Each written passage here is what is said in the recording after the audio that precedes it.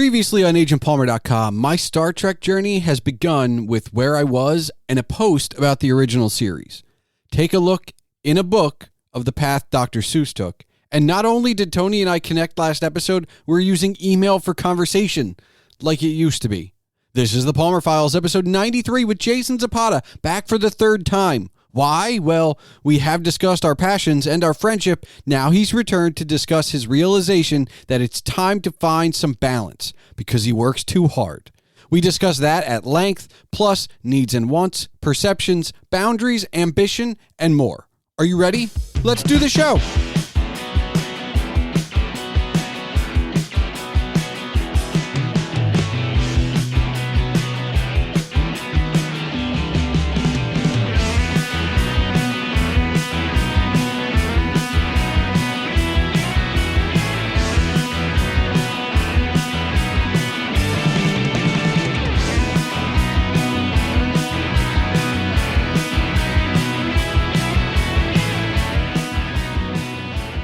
Hello and welcome to the Palmer Files. I'm your host, Jason Stershik, also known as Agent Palmer, and on this 93rd episode is my friend, Jason Zapata.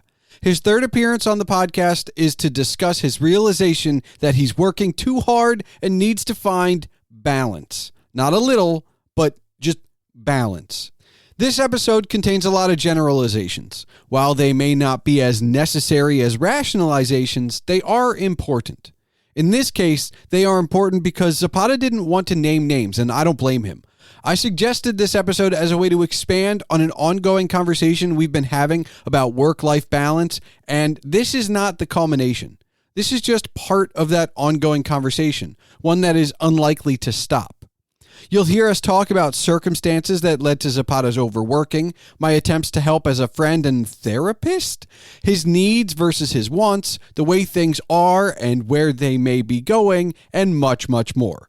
But before we get going, remember that if you want to discuss this episode as you listen or afterwards, you can find all contact information for Zapata and myself in the show notes. You can find more information about my friend Jason Zapata at his website, jasonzapata.com. Don't forget you can see all of my writings and rantings on agentpalmer.com. And of course, email can be sent to thepalmerfiles@gmail.com. So without further ado, let's get into it.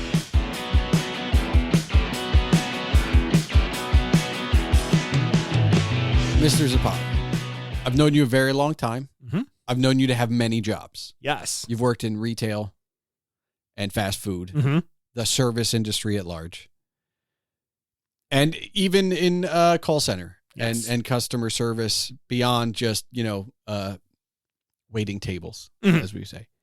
And now you're in a white collar job. And having known you through all of these, right now, this moment in time, or for the last year or two in time, it's probably the least balanced. I think you've always been maybe overworked or worked too much. That's always been you. You'll always put in the extra hour. Yeah. Because you never feel comfortable. But I think this is the least balanced in terms of work life I've ever seen you. Because as your friend, I've had to call you out on it. And I've had to try and pull you out of it. No, you've acted as a therapist on multiple occasions. It's a new era for our friendship. Yes, it has been. Also, not only am I the therapist, I've become the optimist in our relationship, which is just uncharted territory. Yeah. The reason we're recording this right now is because you have finally, I don't know. I'm not talking to you. When I tell you you don't have a lack of balance, I'm losing the words already. Like when I tell you that the balance isn't there, you have finally acknowledged it. I've been saying it for a while, but you've finally come to this conclusion. Yeah. On your own. I mean, I've been shouting it from the room, but you got to come to it on your own. I guess I have to ask, having been kind of shouting from the rooftops, dude, come over. Let's just hang out. You don't have to work on Saturday. What was it for you that really kind of made it be like, all right, no, I really don't have. I think when you realize that no matter how much energy you're expending into something, if the situation isn't improving, or you don't feel that it's going to net you the results that you're needing anyway, I think then you're crazy if you don't begin to question things. If you don't say, okay, I think I need to take a step back and let me, with a fresher perspective here, focus on what I need to at this point to be a functional human being. And there's a lot of caveats to all this, and I think a lot of this needs to be grounded in brutal honesty. Okay. So I think you need to understand what your actual needs are, not your perceived needs, not from an emotional perspective. You have to be able to stop and say, what are my basic needs? And that is a much more difficult question than a lot of people would perceive it to be. But I would argue that your needs were being met when I was telling you that you need to come over and just hang out. I'm for a while, and I would say at least a good 6 or 7 months, kind of like towards the tail end of the pandemic, I was like, dude, just come over. Like, just we'll watch a movie, we'll hang out, we'll play Magic, we'll do whatever, just come over. And you were busy. Yes. I'm working. And I think that, you need that. I don't want to say you need me because it comes off in the wrong way, but you do. Like I've become the person in your life that's like, dude, let's just not work today. Like, and I feel like in the simplest terms, that's what we're talking about right now. Like, I'm the one who's like, dude, just come over, hang out. Like, we do not work today. And because I know I call you on a Saturday morning, like, how many hours did you put in now? And I call you on a Sunday and I go, so how many hours? Like, I know what you're doing, and you've always been that way, which is why when you talk about needs and wants and emotional needs, I go, I don't know how this computes for you. Not comprehensive, but how it computes for you, because you've always been a worker. Like, it's okay. I'm guilty of it too, right? Like, I am underemployed right now. I'm not unemployed, but I'm underemployed, and I still manage to just like, oh well, I'm going to write that thing. I'm going to do this podcast. Like, your employment status doesn't determine your ability to be industrious. That's a key difference people need to understand. Like, you can be very industrious in doing things that, develop yourself in terms of helping other people, in terms of, just. Well, I mean, I will say this. A good chunk of my life for the last maybe 5 years has been being the balance check for you, for Steph, for other friends of ours. Like, I've been, I haven't had a salary full-time job in this period, but I've also been making sure that those that are in those can see the other side of not just working all the time. I'll interrupt you there because I think what people don't necessarily, like, people outside of corporate need to understand something, and it goes back to the pandemic. Like, and is this you being in corporate or just a part of it? Both. Okay. Yeah. So what happened is when the pandemic went down, certain jobs that allowed you to work remotely, what everyone's reaction to this was, oh my God, this is really bad. We don't know what's going to happen. We don't know how long this is going to last. What's the impact going to be to my job, to this company, my livelihood? So we, as the working people, as the staff for these entities, we all had very similar reactions. Like, oh, we need to really pull together. We need to do that much more. We're already home. We need to make sure that we're doing everything that we can to be successful and to ensure that we keep our jobs. For me in particular, at that point, I was pretty much almost a new hire with this company that I work for. And my take with this was, oh, wow, I'm the low man on this totem pole. If something goes down, if this company struggles, who's going to be one of the first ones to leave? So my reaction to this, and I wasn't just me. I've had this discussion with many a coworker as well.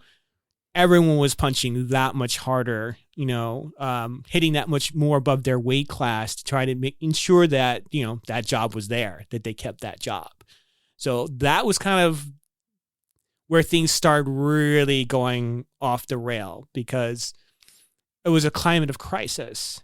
And in a crisis, some of the more logical decisions you would make, some of the more balanced choices you would, want to make, that kind of goes out the window. When was the last time you took a vacation? I actually took a vacation last year. Now, caveat. Yeah. The laptop went with me. See? So Was it really? Okay. All right. But here's so the real question is, can you really call it a vacation? You were working because now you can work from anywhere. Yes. Because now you can take the office with you. You can. You were at the beach. Mm-hmm. You were there for what, 5 days? 4 or 5 days? 4. 3 days, 3 nights, 4 days. How many of those days, those 4 days that you were not in your apartment, did you turn on the laptop for work? I would say during that vacation, out of the 4 days, 2. And it wasn't extended long periods of time, but would say but here's the thing. Yeah. It doesn't have to be. Nor should I be doing it in you shouldn't be doing it to begin Correct. with, Yes. but the idea is,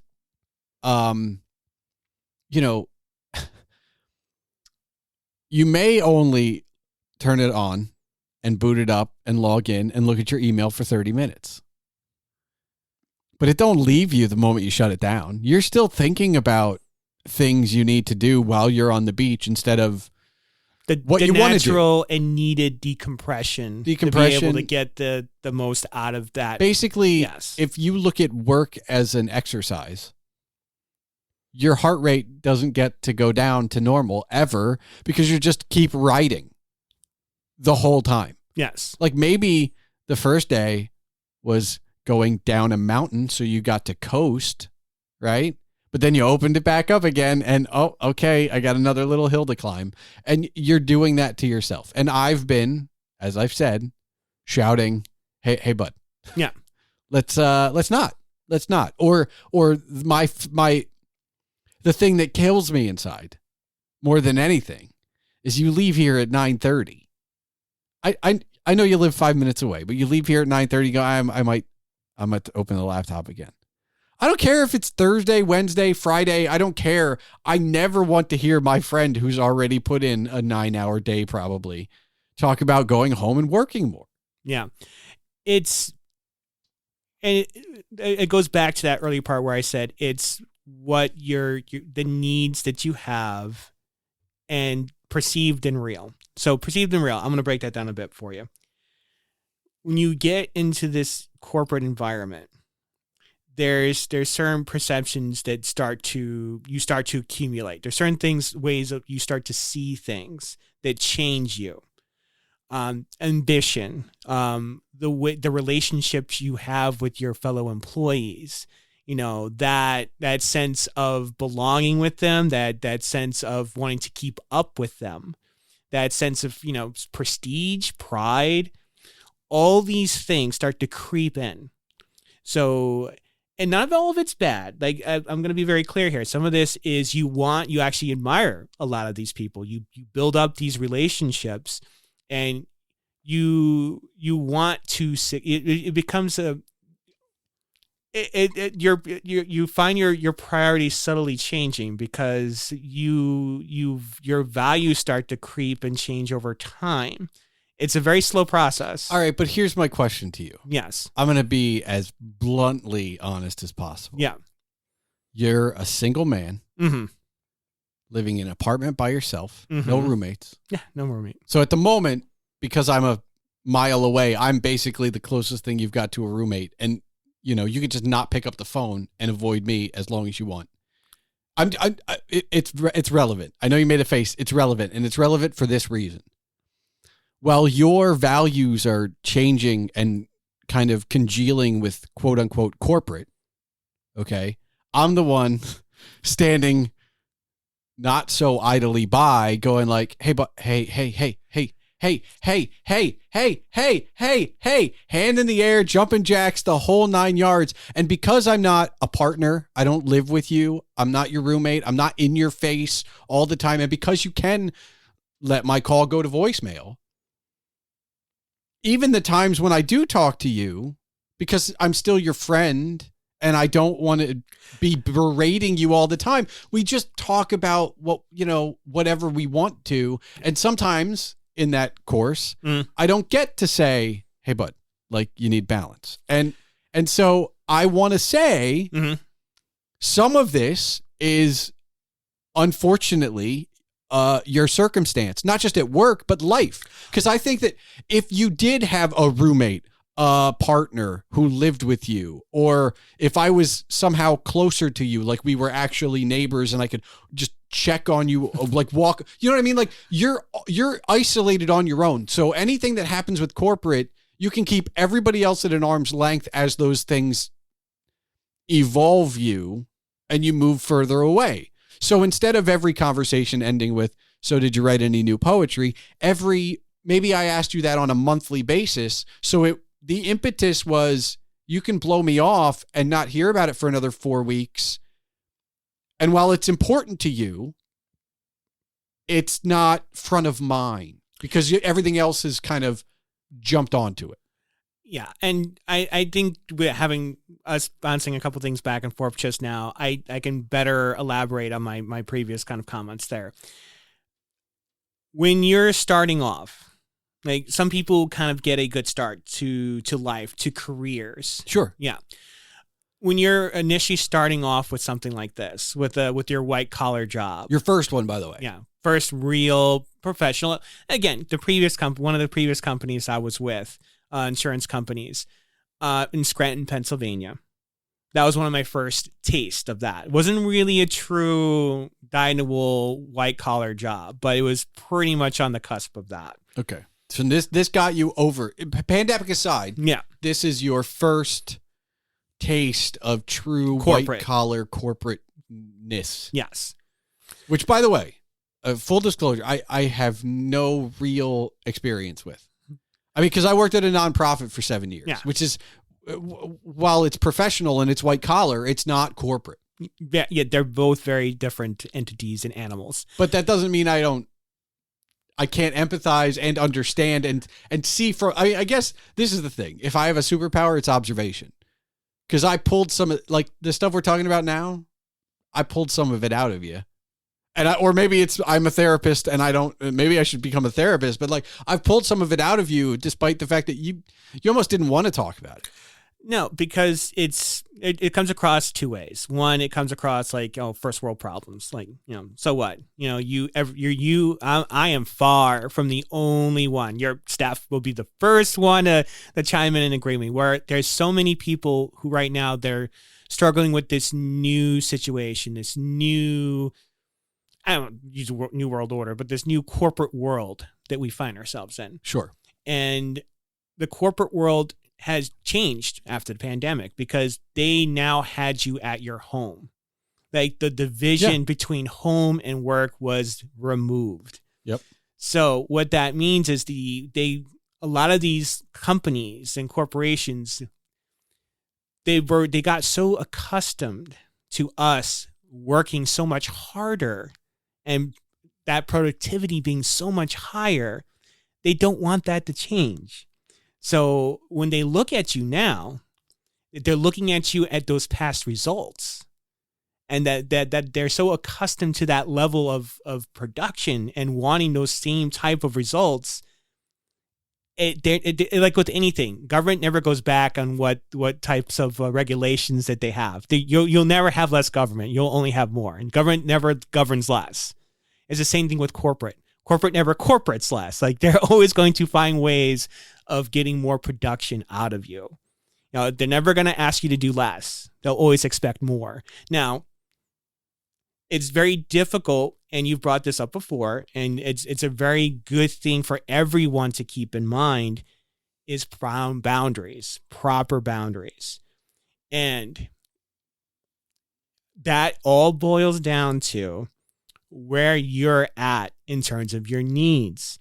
Now, one of the very One Ring-ish type of scenarios, and you're laughing, you're smiling at me because you know where I'm going to go with this.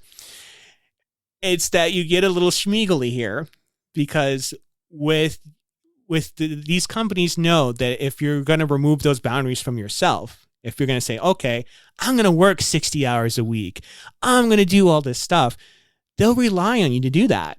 And by and large, at the very least, you'll have a secure job, because they're like, who wouldn't? Who wouldn't keep someone who does that? It only makes sense to do that. However, the long-term ramifications to yourself are terrible. You cannot be a functioning human being and do that. Now, in the short term, and I've made this analogy to you before, if you screwed up your life and made some rather poor career/financial decisions, this arrangement, as potentially so spiritually exsanguinating as it is, it will cover that ground for you. So that's where it goes back to that needs thing I mentioned earlier. It's almost chemo for bad financial decisions. Well, I mean, that's fair, accepting that, and you and I have talked about this, and we're going to keep saying that phrase over and over again, because what people are hearing now is us trying to put 3 years of conversations into one episode. But the thing about it is, first of all, you need somebody who cares about you without having a financial stake. And what I mean by that is, like, there are conversations that I have with you that I don't know, even if I'm being as truthful as possible, I could have with Steph, who's at the moment more of the breadwinner than for us than I am. I still bring in some money, but I think the conversation is different. However, I've experienced what you're talking about with her. She works from home. She actually worked from home before the pandemic. She's always worked from home. And so I've seen it with her. I've seen it with you. You're not, and then there are about one or two other friends who I see it with, and I call you all out on it. I still call you all out on it. Like, you don't need, if you need to work on the weekend to make it work, then it's broken.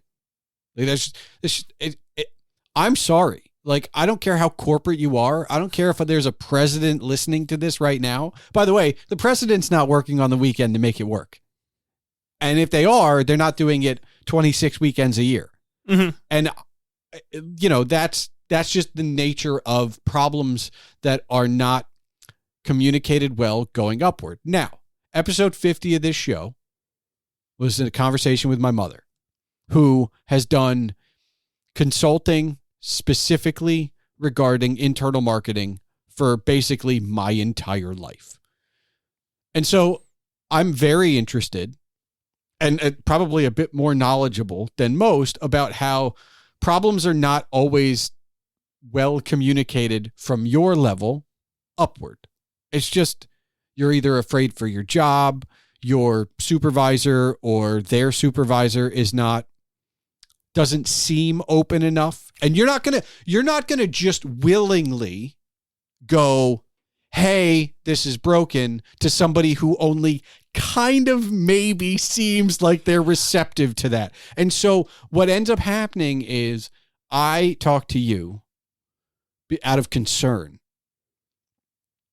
And even though you've come to this point where you've realized that you want more balance and you need more balance, and this is where wants and needs comes in, because I think you've crossed the threshold where needing the balance is now a piece of it. You don't just want the balance.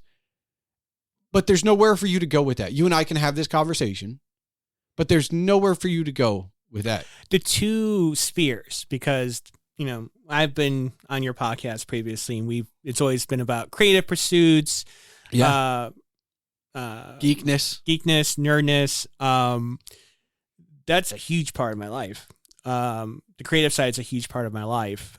The two the two sides. You can't have these two things be passions and pursue them both.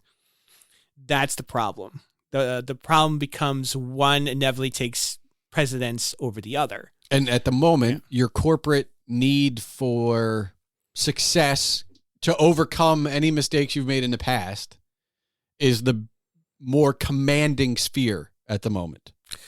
The driving sphere, if you will, for your day to day. Yes. And it's okay if that's a temporary thing.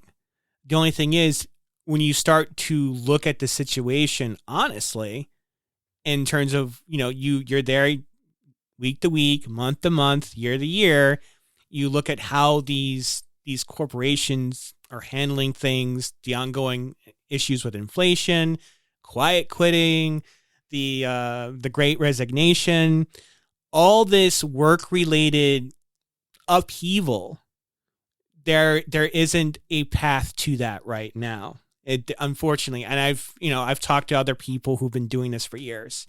I know people who have started jobs like this and have gone an entire year without taking a day off. They didn't even take a vacation. That's how far it goes.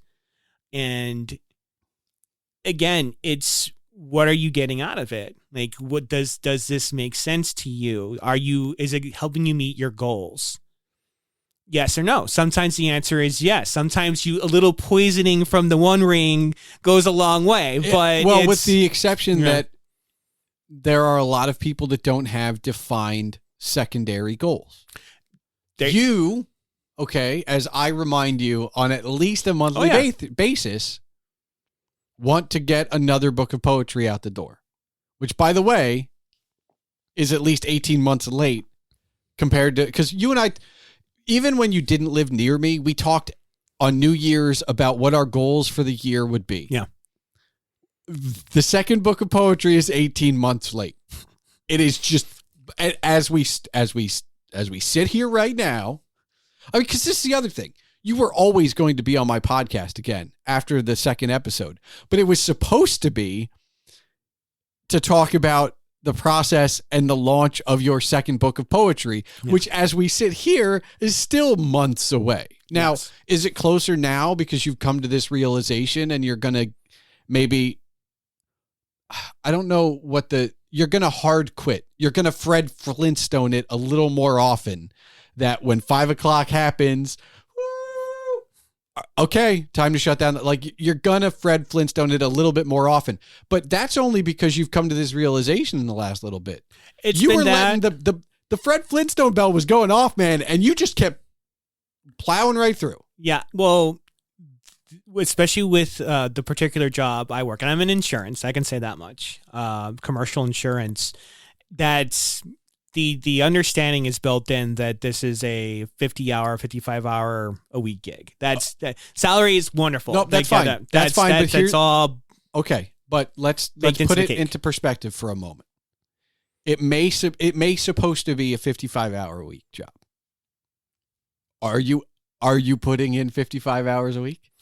Well, I'll tell you what, the first year of me being a commercial underwriter, now the position I had with this same company was a little less. I was just an assistant. Yep. So expectations much lower. You don't have the responsibility that you have now. Funny enough, dude, and just to kind of put a pause on this particular thread, every time I stop and I think about the person that I am. Right now. Right now. And the fact that Jason Zapata 5 years ago with a $14 million book of business. I'm talking to presidents of insurance companies and agencies and, going over, these accounts with these people and the stakes involved and President's Club and all this very corporate minutia. And I kind of laugh because this is not something I would have ever envisioned.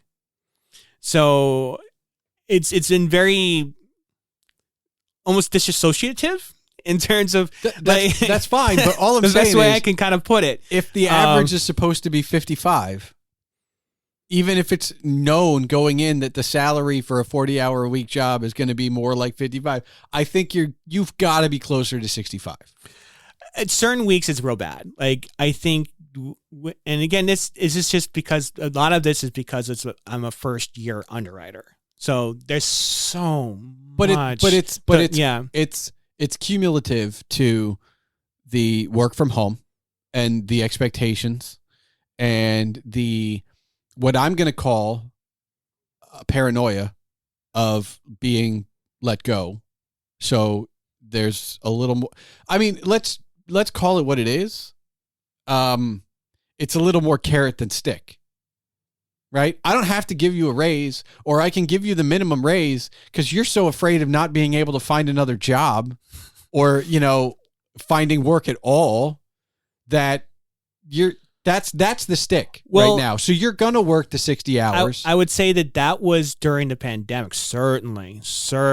I'll tell you this, reading the headlines and some of the articles, and look, for anybody listening to this, when you read articles about quiet quitting and the Great Resignation, do so with a grain of salt, because a lot of that is corporate trying to propaganda the stick a little bit more to get you to work the 60 hours. Some of that's true, but in most cases, they're all specifically unique. And what happened with the Great Resignation and quiet quitting was a lot of things more akin to 5 companies all at once said you have to come back to the office, and people were like, no. I don't. And so they quit because they could go somewhere else. They could. And but I also think a lot of this is the era of the golden watch and the big retirement parties. And this is all this is pretty much almost already ended, if not on its last legs. That's all gone. Also, I want to tell you something.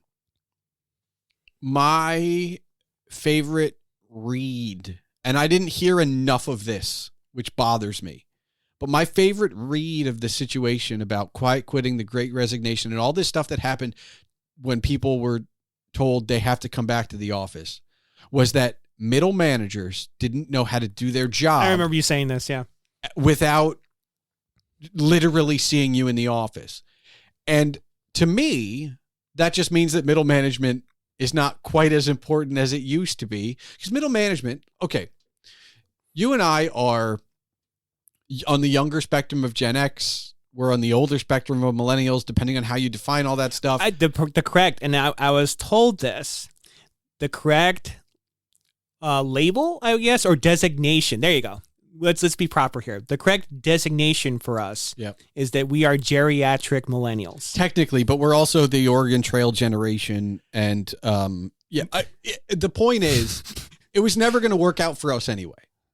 We are a forgotten generation, just like Gen X for that matter. Well, it's not so much that we were forgotten. And we actually had a conversation about this not too long ago. We were both saying it. We're trapped between two different periods in time.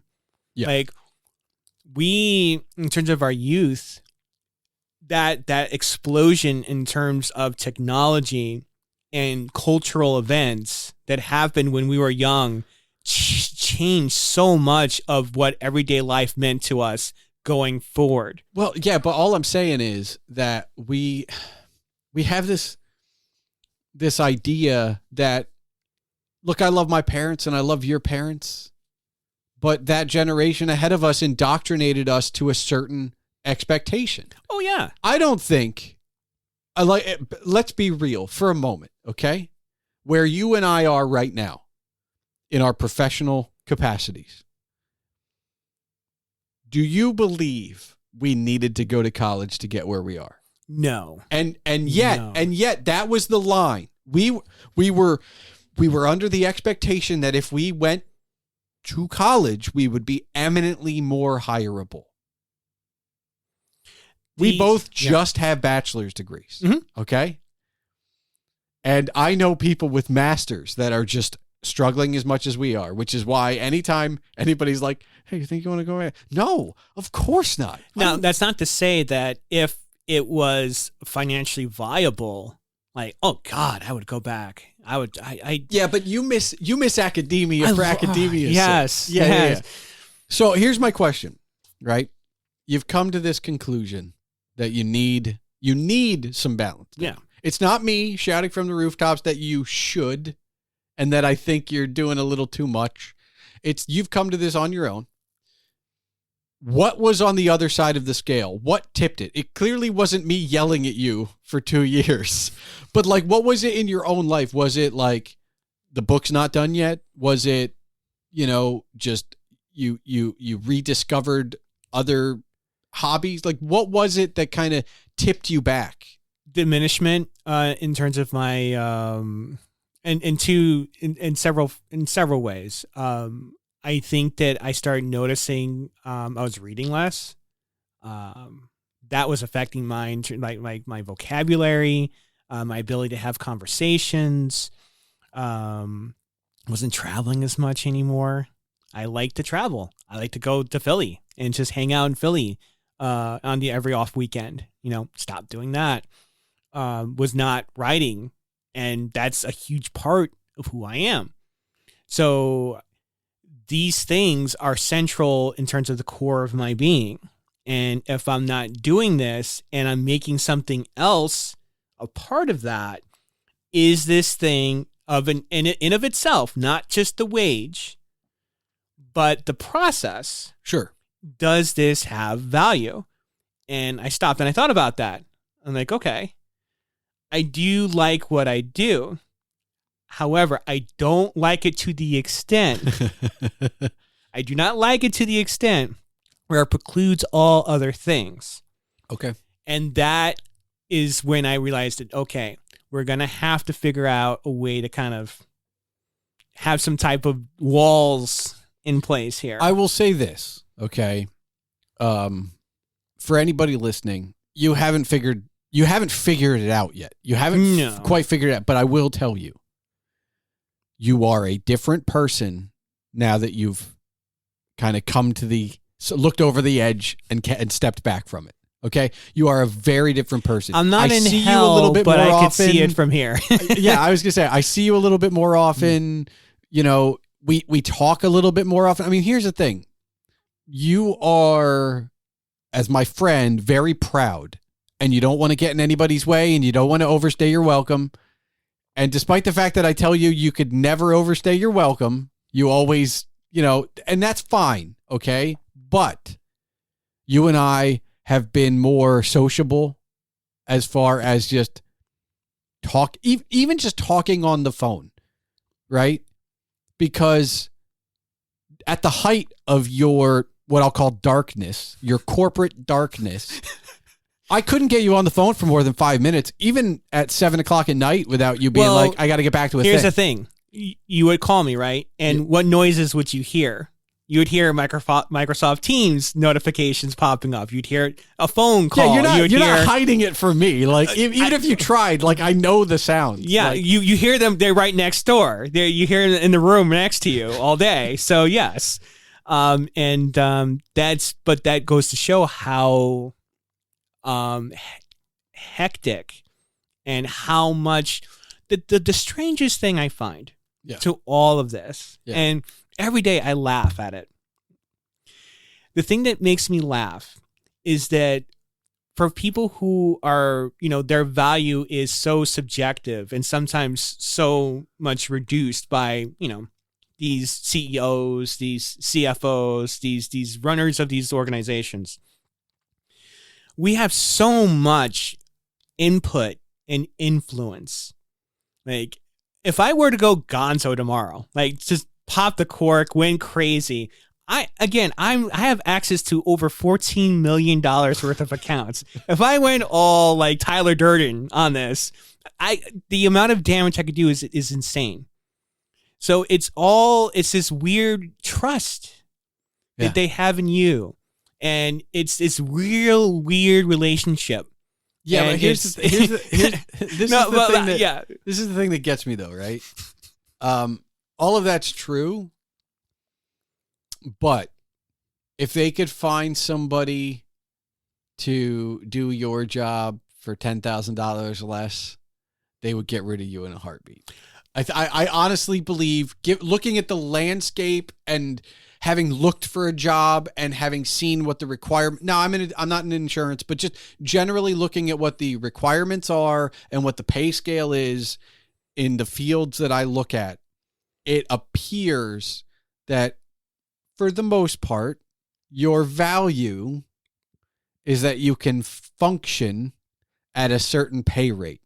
At the very least, when I'm looking at corporate gigs, that's the way it feels. That's the way it looks from the outside in.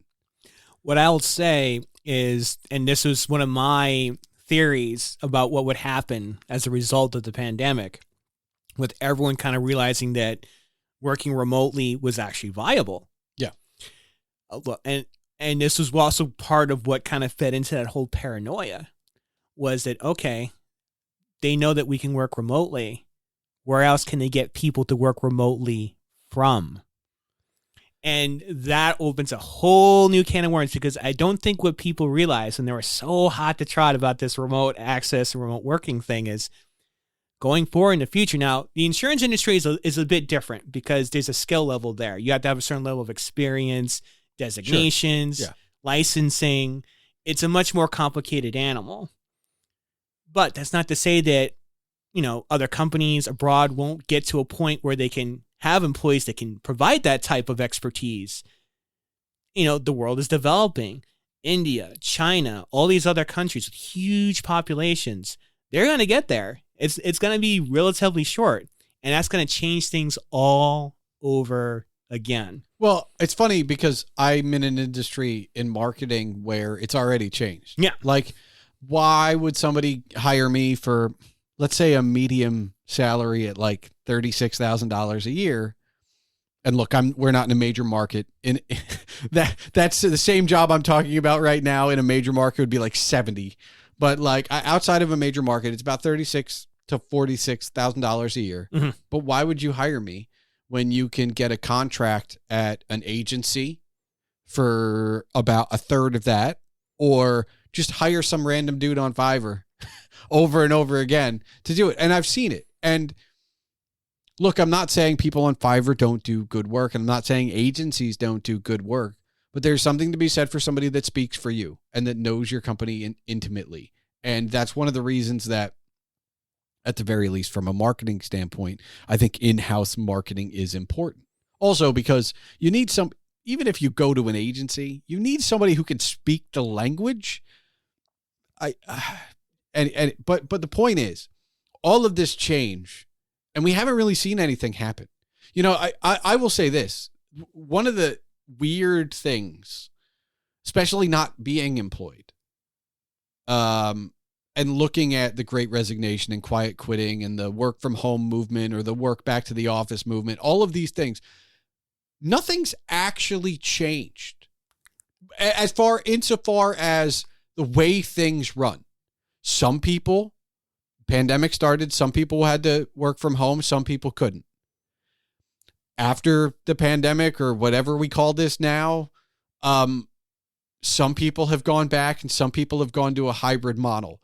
But nothing has changed. And what I mean by that is, you, even if the pandemic had never happened, would have still been worried in your first year as a white-collar corporate employee. You would have been trying to put in that 60 hours or 65 hours just to make sure you were covering your butt, because always as the last hire in, you're the first fire out potentially. And so that would have never changed. Well, it's also you just want to do good. It's a big opportunity.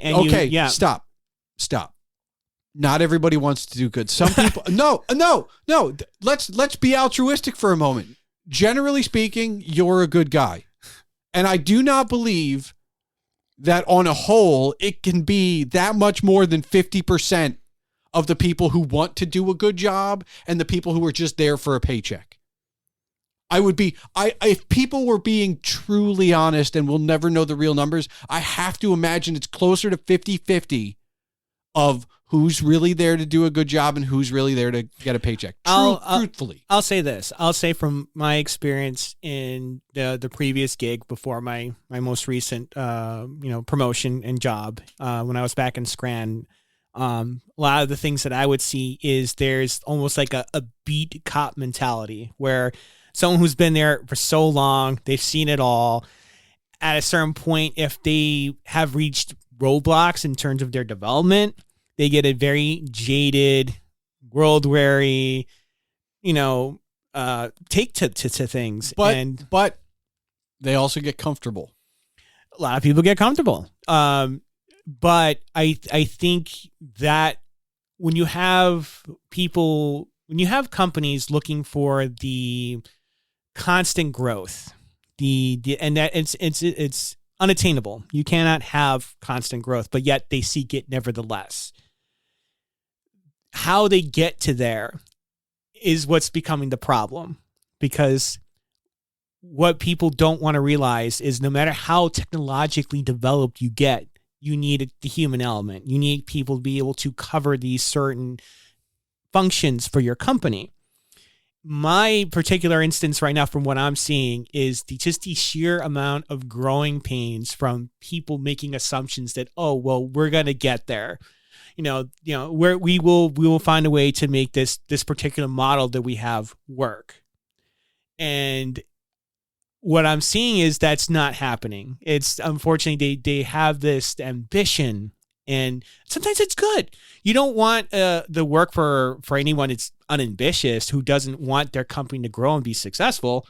That's a good thing. You want that, because if you want to grow and be successful too, the problem becomes when they don't take the proper steps to do that. If they're not hiring enough people, if there's issues with their technology, if they're not adopting best practices, it just makes that entire process so drudgerous and just difficult. But people on a whole don't want to change best practices because that's the way it was done. That's going to be the argument. It's the way we've always done it. It's the way we've always done it, which is code for so many things, right? It's code for we don't want to change. It's code for, well, that could get me fired. Like, because, when processes change and get optimized, you either need more people or less people or different people. And so that's the way we've always done it, is a way to ensure that some of that change doesn't happen. Yeah, the status quo works for some people. And I don't know. I have to ask you, what are you going to do to find the balance? Are you going to shut the computer down at 5? Like, is it going? Because I'm on the outside. I don't see your day to day, right? So is it going to be working a little bit harder from 9 to 5? And I'm they're easy numbers, right?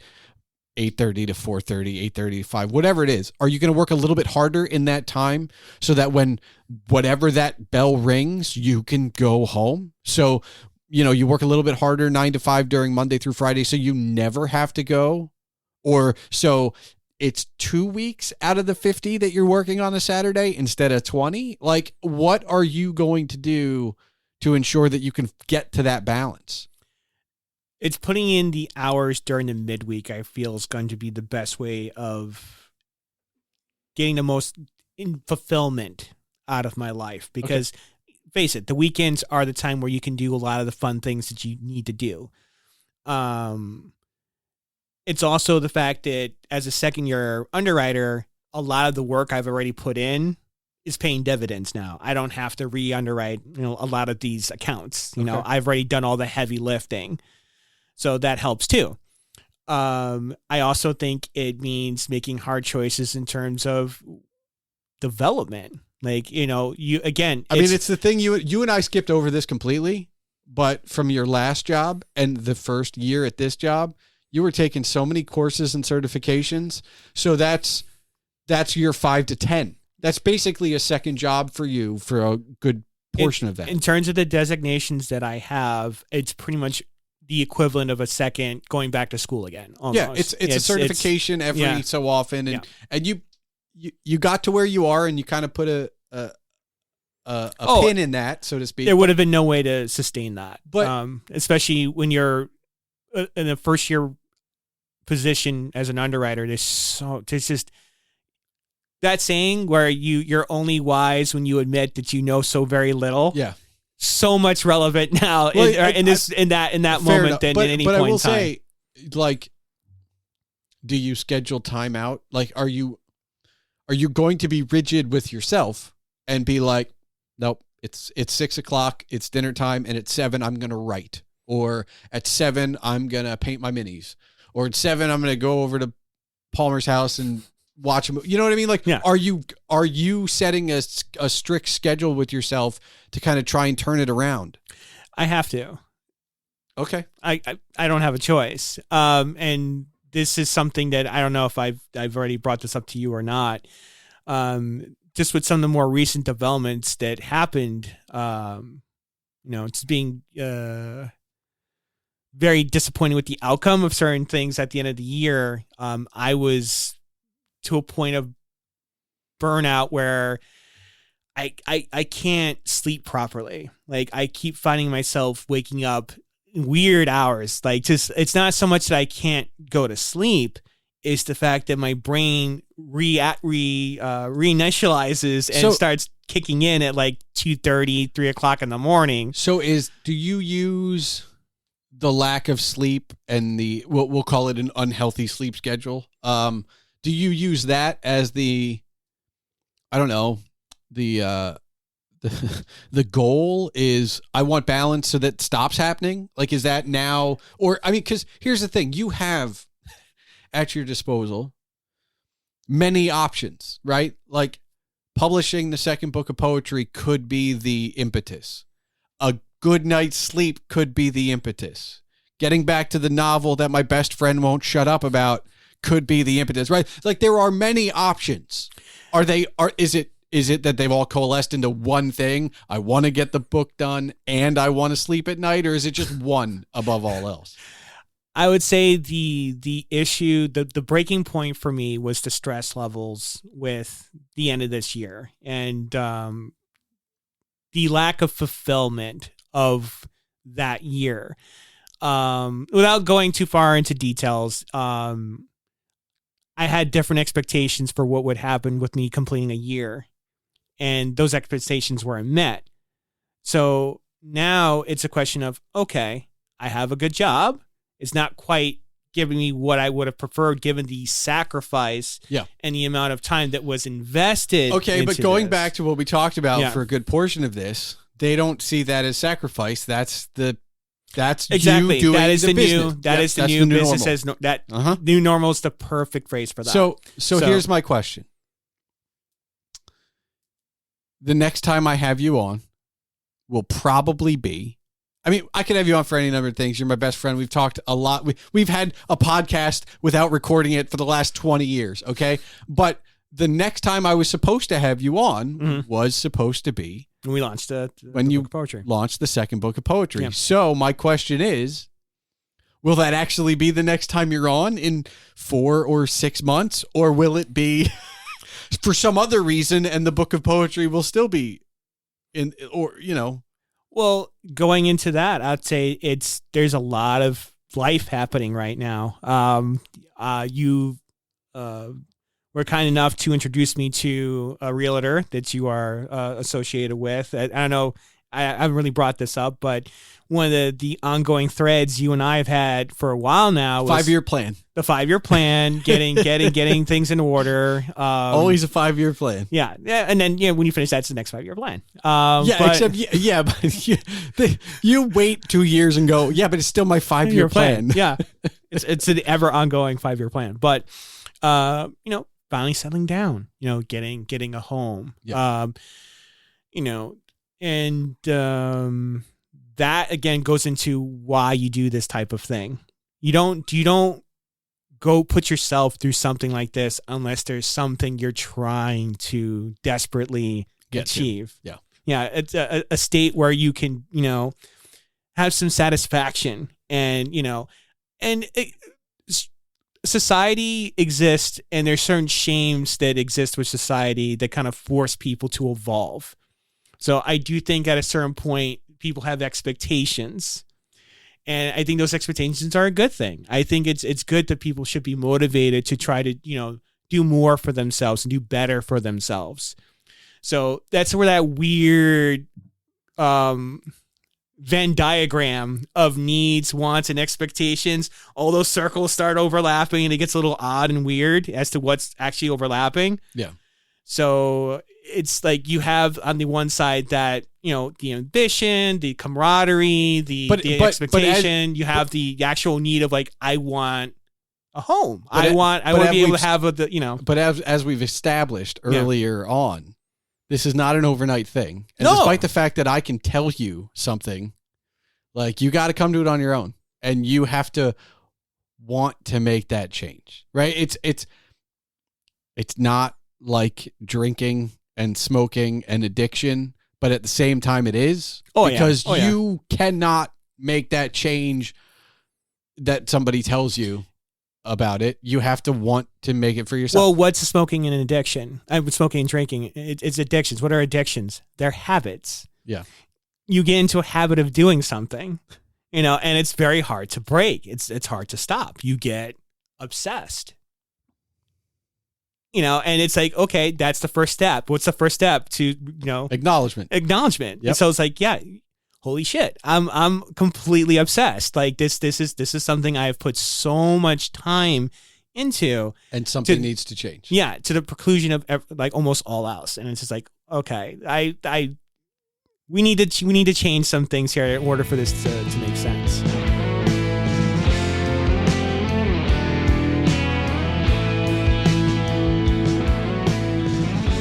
Don't knock rationalization. Where would we be without it? I don't know anyone who'd get through the day without 2 or 3 juicy rationalizations. They're more important than sex. This is a quote from Jeff Goldblum's character Michael in The Big Chill. And it's important to note that my friend Zapata had a realization that he needs more balance, but the rationalizations he has faced on a daily basis have enabled him to keep working to get to the overworking space he is currently in. Don't knock rationalization, but do understand that they aren't the same as realizations. Rationalizations can enable us to enable ourselves, but not always in a healthy way. Still, don't knock them. They allow us to move forward. And that's what we all must do. I am happy to provide any support I can to my friend, as you have heard, and those friends that are around me in the same circumstance. Sometimes it's about calling them out. Sometimes it's just about being able to talk about what they like so they can get some separation from work, but I want to be there for them. And if you know people in similar circumstances, try to be there for them too. And also, try to think of the last juicy rationalization you had. Was it a healthy rationalization or was it unhealthy? This kind of rationalization may lead to realization, and you may just be better for it. Thanks for listening to The Palmer Files, episode 93. And now for the official business. The Palmer Files releases every 2 weeks on Tuesdays. If you're still listening, I encourage you to join the discussion. You can find all related ways to contact myself and my guest, Jason Zapata, in the show notes. There you can find more information about my friend at jasonzapata.com, and email can be sent to this show at thepalmerfiles@gmail.com. Remember, your home for all things Agent Palmer is agentpalmer.com.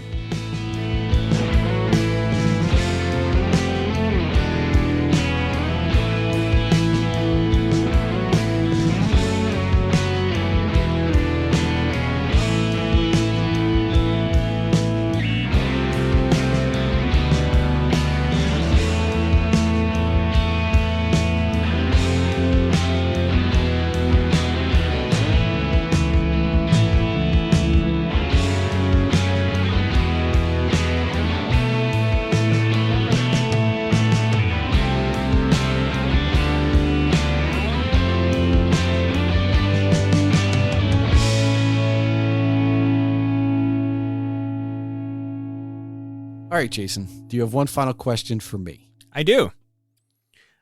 Don't you feel grateful that you have a friend who can point out your terrible taste in movies? So, the thing is, I don't think we need anything to discuss, right? Like, I don't think we need a reason to argue. I think we would manufacture a reason to argue. We're nerds.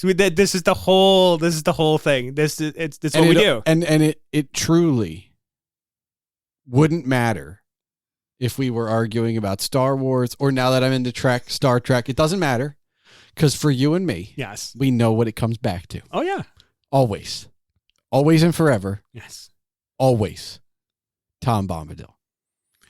That's where it started. It's where it started, and it will never go away. It will never disappear.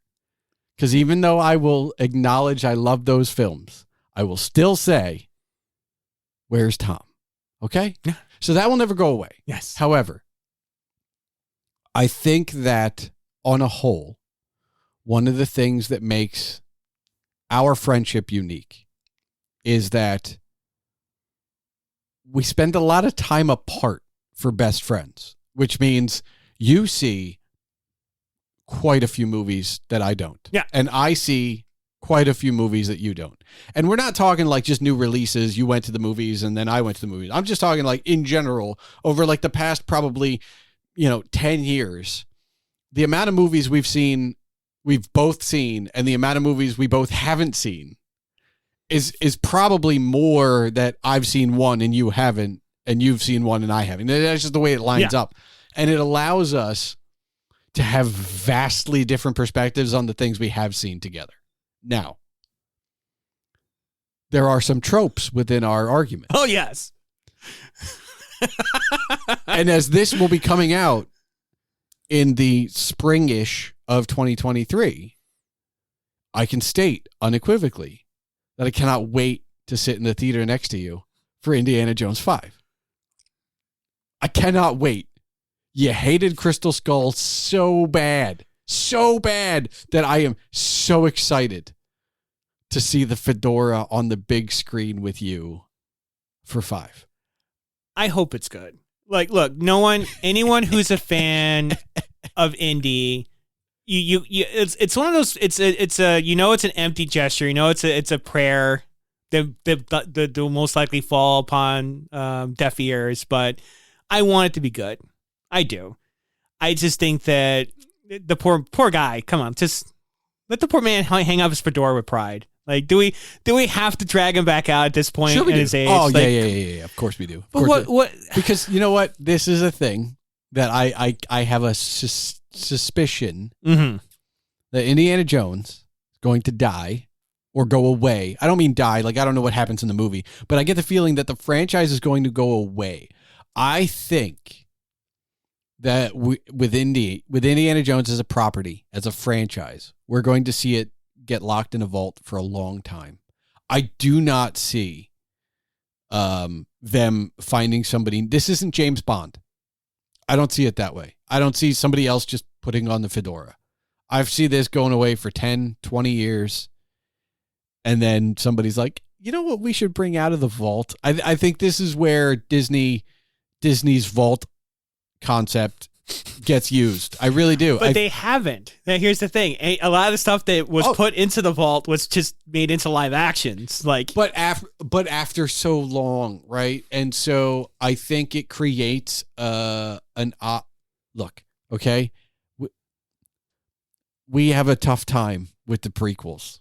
Okay, the Star Wars prequels, we have a tough time with. And you were in that theater, the same theater I was on for that midnight showing. But one of the things that you have to admit is that regardless of its initial reception or how we look back on it, there was such a fervor about it because it had been 15 years, 16 years, right?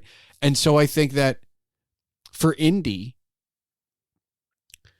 maybe it's a little different. I don't think this movie has that fervor because, like, not only had Crystal Skull happened, but, like, we've been hearing about 5 for a long time. Well, it's another one of those things that was affected by... It's not a dead zone. And I feel like the one thing you need to do for Indy as a franchise is you need it to be you need that dead zone where nobody's talking about 7, 6, 5, whatever. You know, nobody's talking about the next one.